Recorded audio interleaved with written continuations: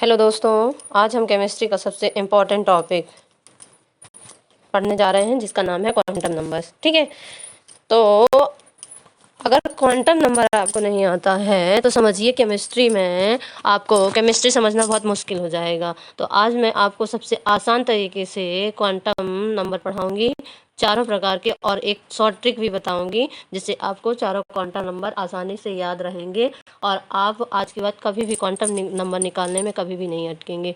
तो आप वीडियो को लास्ट तक ज़रूर देखें और हमारी शॉर्ट ट्रिक को ज़रूर देखें। तो चलिए शुरू करते हैं। क्वांटम नंबर ये क्वांटम नंबर देखिए, ये हमारे क्वांटम नंबर्स के ये 4 सेल दी हुई है एटॉमिक स्ट्रक्चर है, आपको इमेज दिखाई गई है। देखिए, जैसे आपको किसी भी दोस्त को यदि खत भेजना है तो आपको उसके सबसे पहले उसके देश का नाम पता होना चाहिए, फिर उसके शहर का, फिर उसकी मतलब गांव के बाद फिर उसके मोहल्ले का, अगर गांव में नहीं रहता है तो शहर का ही काफ़ी रहेगा, फिर उसके बाद गली का, मतलब मोहल्ले का, फिर गली का नंबर या गली कौन सी है, फिर उसके घर का नंबर, घर का पता होना चाहिए, तब तो आप उसको पहचान पाएंगे। ठीक उसी प्रकार से जैसे एक परमाणु है, परमाणु में इलेक्ट्रॉन कहाँ रहता है, उसकी ऊर्जा कितनी है, वह किस दिशा में घूम रहा है, यह सब बताने के लिए 4 पते हैं जिन्हें हम क्वांटम नंबर्स कहते हैं। ये नंबर क्या कहलाते हैं हमारे? N L M S। ठीक है, N L M S। ठीक है, ये हमारे 4 क्वांटम नंबर हैं। ठीक है, तो सबसे पहले हम देखते हैं, पहला हमारा क्या है? मुख्य क्वांटम नंबर। इसका दूसरा बिंदु क्या है? मुख्य क्वांटम नंबर, जिसे हम इंग्लिश में प्रिंसिपल क्वांटम नंबर भी कहते हैं, जिसे हम N से रिप्रेजेंट करते हैं। ठीक है, तो ये हमारा सबसे पहले देखते हैं कि हमारा जो बोर का परमाणु मॉडल है, उसका बोर का परमाणु मॉडल में हमने 4 सबसेल पढ़ी हुई थी, ये इसीलिए आपको इमेज सेट की हुई है। 4 सबसेल, K, फिर L, फिर M, फिर N। ठीक है, ये 4 हमारी सबसेल हैं और बीच में हमारा क्या होता है? पॉजिटिव चार्ज न्यूक्लियस होता है। ठीक है, तो जो प्रिंसिपल क्वांटम नंबर है, पहला हमारा क्या है? Principal quantum number. ये हमें बताता है कि मुख्य कोश, मेन सेल या ऊर्जा एनर्जी लेवल क्या है। एन के मान क्या होते हैं? धनात्मक पूर्णांक हो सकता है।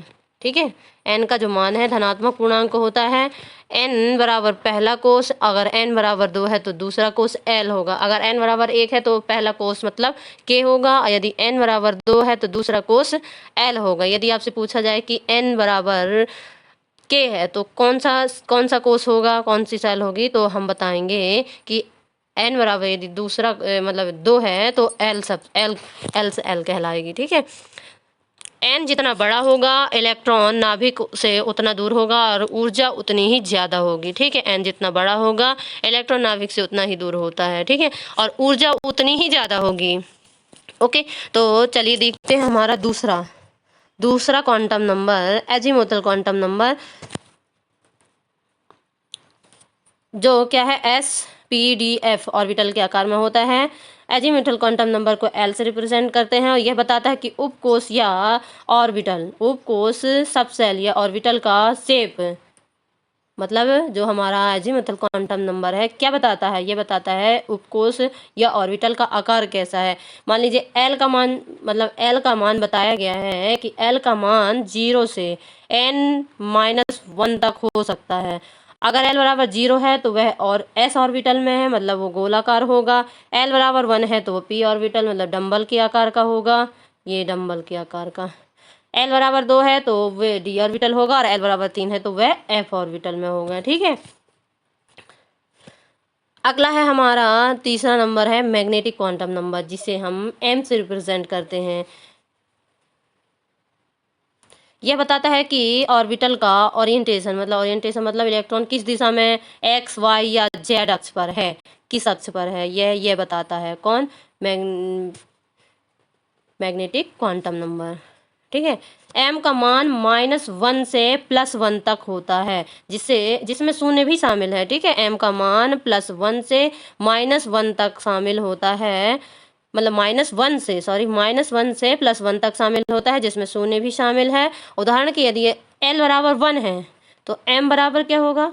M के मान होंगे 0, -1, 0 +1, यानी P के 3 ऑर्बिटल होंगे यहाँ पर। ठीक है, यदि हमारा P एल बराबर यहाँ पे पूछा गया है कि यदि एल बराबर 1 दिया हुआ है तो बताइए एम का क्या मान होगा, पी ऑर्बिटल क्या होगा एम के लिए।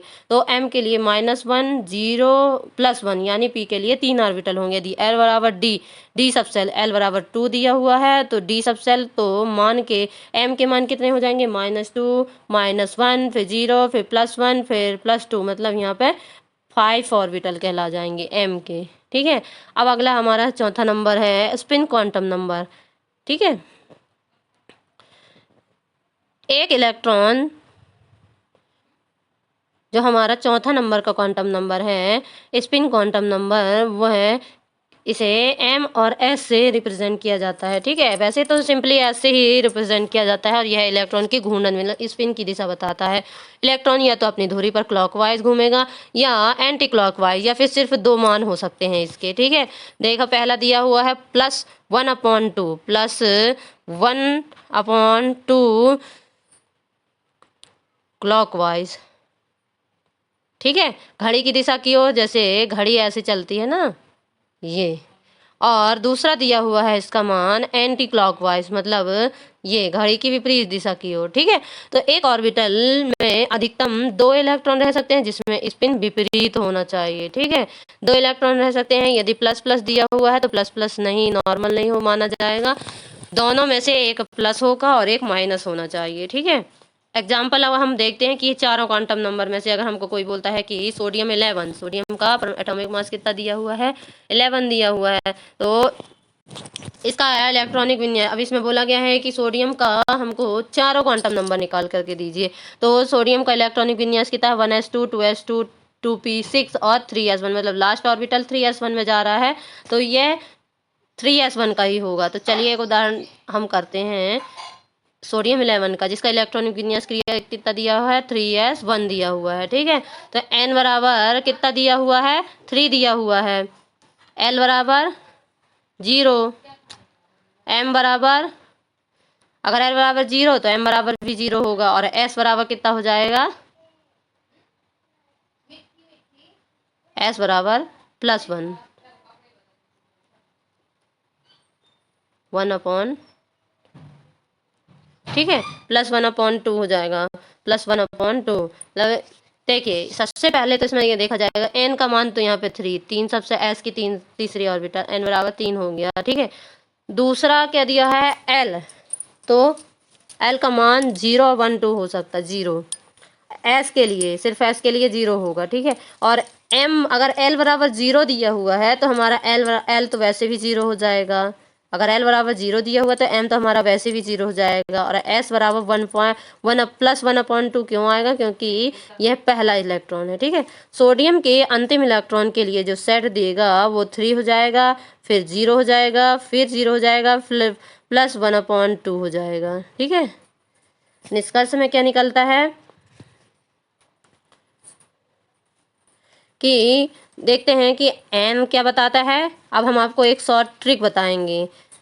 ट्रिक हमारी है कि n, सिर्फ आपको 1 मिनट में ही याद रखना है कि n क्या बताता है, हमारा क्लास बताता है। ठीक है, कक्षा बताता है, मतलब कोस ऑर्बिटल बताता है। कोस m बराबर,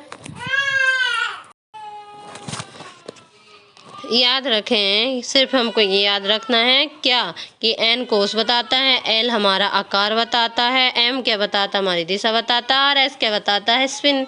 सिर्फ हमको n l m s याद रखना है।